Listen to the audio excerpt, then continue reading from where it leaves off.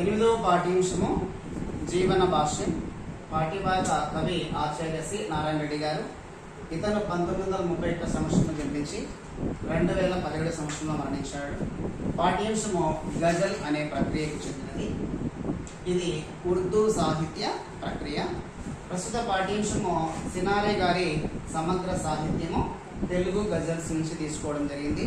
పాఠ్యాంశం ద్వారా సినారే గారు జీవిత సత్యాలను, జీవితానికి భాష్యం చెప్పే విధానాన్ని మనం గజల్ రూపంలో చూడబోతున్నాము.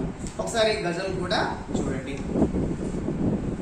మబ్బుకు మనసే కరిగితే అది నీరవుతుంది, మనసుకు మబ్బే ముసురితే కన్నీరవుతుంది.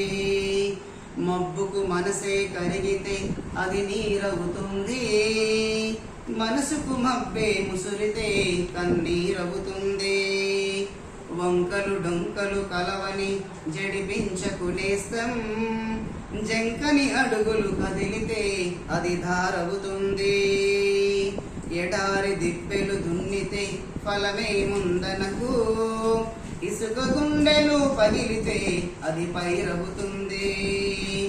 మనిషి మృగము ఒకటని అనుకుంటే వ్యర్థం, మనుషులు 10 కూడితే ఒక ఊరవుతుంది.